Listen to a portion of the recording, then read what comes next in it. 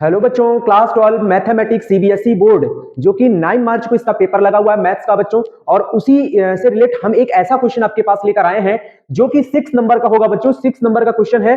2023 में यह क्वेश्चन आया हुआ है और बहुत ही बेहतरीन क्वेश्चन है बच्चों। बहुत ही आसानी से आप इस क्वेश्चन को सॉल्व कर सकते हैं और इस तरह के क्वेश्चन को आपको जरूर लगा के जाना है एग्जाम में, नहीं तो आपको दिक्कत हो जाएगी बच्चों। ठीक है ना। तो चलिए स्टार्ट करते हैं। आप क्वेश्चन देख सकते हैं बच्चों, class 12 CBSE board exam 2024 maths का यह क्वेश्चन है बच्चों। Find the particular solution of the differential equation. मतलब बच्चों ये डिफरेंशियल इक्वेशन के चैप्टर का ये सवाल है। dy by dx plus sec square x into y is equal to 10x into sec square x given that y0 is equal to 0। और यह 6 मार्क का क्वेश्चन है, 2023 में आया हुआ है। तो कैसे करेंगे इस क्वेश्चन को बच्चों? तो सबसे पहले आपको करना क्या है, सॉल्यूशन लिखना है। उसके बाद dy by dx plus sec square x into y is equal to 10x into sec square x ले लेना है बच्चों। इसको क्या करना है, पहले ये देख लेना है कि लीनियर डिफरेंशियल इक्वेशन के फॉर्म में है या नहीं है। dy by dx plus p y is equal to q. Yes बच्चों, ये लीनियर डिफरेंशियल इक्वेशन के फॉर्म में लिखा हुआ है बच्चों। देख सकते हैं, मैं लिख दे रहा हूं लीनियर डिफरेंशियल इक्वेशन की form dy by dx plus p y is equal to q. अब आप कहेंगे ये p और q क्या है? तो p और q बच्चों ये फंक्शन ऑफ x है। फंक्शन ऑफ x है यानी y देख सकते हैं, y का कोएफिशिएंट p है, इधर y का कोएफिशिएंट क्या है, sec स्क्वायर x है। तो p x का फंक्शन हो गया, q पूरा x का फंक्शन है इधर राइट में। तो हमारा p और q क्या हो गया बच्चों? p हमारा हो गया sec स्क्वायर x और q हमारा हो गया क्या है बच्चों? 10x और sec स्क्वायर x। अब बच्चों हमें क्या करना है, अब हमें यहां से सबसे पहले इंटीग्रेटिंग फैक्टर निकालना है। तो बच्चों हम इंटीग्रेटिंग फैक्टर निकालेंगे जिसको हम आई पढ़ते हैं e to the power integration p dx हो जाएगा बच्चों। अब हमें क्या करना है, e लिखना है to the power of integration p की वैल्यू क्या है बच्चों? sec स्क्वायर x है, वो हमें लगा देना है, फिर dx हो जाएगा। अब बच्चों हमें sec स्क्वायर x dx का इंटीग्रेशन करना है। कैसे करेंगे बच्चों? आप जानते हैं sec स्क्वायर x का इंटीग्रेशन क्या होता है? 10x होता है। तो हम यहां लिखेंगे e to the power 10x हो जाएगा बच्चों। ठीक है, sec स्क्वायर x का इंटीग्रेशन क्या होता है? 10x हो जाएगा। तो ये हमारा इंटीग्रेटिंग फैक्टर आ गया बच्चों। अब हमको निकालना है पर्टिकुलर सॉल्यूशन बच्चों। क्या निकालना है? पर्टिकुलर सॉल्यूशन निकालना है। तो उसके लिए जरूरी क्या है बच्चों कि हम पर्टिकुलर सॉल्यूशन लिखेंगे। ठीक है बच्चों, पर्टिकुलर सॉल्यूशन, पर्टिकुलर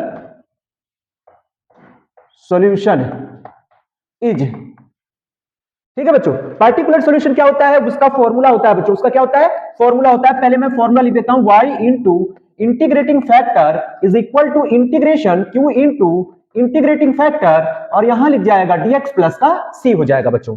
अब बच्चों y इंटू इंटीग्रेटिंग फैक्टर आपके पास कितना आया है?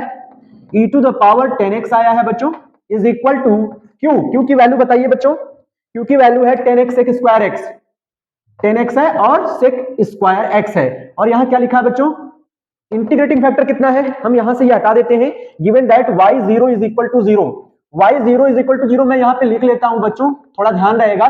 ठीक है, ये ध्यान रखिएगा। तो 10x sec स्क्वायर x हो गया q की वैल्यू। अब मुझे लेना है इंटीग्रेटिंग फैक्टर। तो बच्चों इंटीग्रेटिंग फैक्टर ये निकला हुआ है, यहां लिखिए e to the power 10x और ये हो गया dx प्लस का c। आप इसको नोट कर लीजिए बच्चों। तो हम आगे सवाल को बढ़ाते हैं। आप देख सकते हैं बच्चों y e to the power 10x लिखा रहेगा, कोई दिक्कत नहीं है। यहां पे एक काम करना है बच्चों, इस तरह के सवाल को सॉल्व करने के लिए थोड़ा सा आपको ध्यान देना है। क्या कि मैं इसको थोड़ा सही से लिख लेता हूं। ठीक है, e to the power 10x को मैं पहले लिख लेता हूं बच्चों, उसके बाद 10x हो जाएगा, फिर sec square x dx plus c। वैसे भी लिखा रहेगा तो कोई दिक्कत नहीं है बच्चों। अब हमें लेट कर लेना है। क्या कर लेना है? लेट कर लेना है। क्या बच्चों? 10x को t मान लिया जाएगा बच्चों, 10x को t। सब्स्टिट्यूशन मेथड से हम इसको इंटीग्रेट करेंगे बच्चों। ठीक है, 10x का इंटीग्रेशन डिफरेंशिएशन बताइए बच्चों। sec स्क्वायर x हो जाएगा और dx हो जाएगा, इधर आपका dt लिख जाएगा। भाई dt अपॉन dx होगा, dx क्रॉस हो जाएगा। अब आप देख सकते हैं बच्चों sec स्क्वायर x dx ये हमारा क्या हो जाएगा? dt हो जाएगा। 10x को तो आपने t माना ही है, 10x को आपने क्या माना है? t, तो वहां लगा देंगे। तो ये हो जाएगा y e to the power 10x is equal to integration e to the power t into t और बाकी वैल्यू तो dt हो गया प्लस c हो गया बच्चों। ठीक है, यहां से इसको हटा देते हैं। अब बच्चों हमें क्या करना है, इसमें लगाना है प्रोडक्ट रूल। क्या लगेगा? प्रोडक्ट रूल लगाइए बच्चों और इंटीग्रेशन करिए। तो इसको फर्स्ट मानिए आइलेट के रूल से, ये हमारा हो जाएगा सेकंड। तो फर्स्ट फंक्शन लिखा, सेकंड का इंटीग्रेशन, फिर माइनस लगाया। फर्स्ट का डिफरेंशिएशन, t का डिफरेंशिएशन कितना होता है? 1 और into second e to the power t का इंटीग्रेशन तो एज इट इज रहता है ना बच्चों, कोई दिक्कत नहीं है। फिर dt लिख दीजिए प्लस का c। उसके बाद हम यहाँ पे क्या करेंगे, t लिखेंगे e to the power t, और इसका integration e to the power t का 1 में मल्टीप्लाई करेंगे e to the power t, और e to the power t का हम इंटीग्रेशन करेंगे तो e to the power t मिलेगा बच्चों प्लस का c, और यहां पे आएगा y e to the power 10x। अब बच्चों आपको करना क्या है, यहां से हम क्या करेंगे, e to the power t common कर लेंगे, e to the power t क्या कर लेंगे, कॉमन करेंगे तो t माइनस 1 प्लस का c हो जाएगा। अब बच्चों यहां पे आप देख सकते हैं ये आपकी जो वैल्यू निकली है इसमें t की वैल्यू हम वापस क्या करेंगे, लगा देंगे बच्चों, और लगाने के बाद हम ये इस वैल्यू का यूज करेंगे कांस्टेंट को निकालने के लिए। आप इसको नोट कर लीजिएगा वीडियो को पॉज करके, ठीक है ना बच्चों।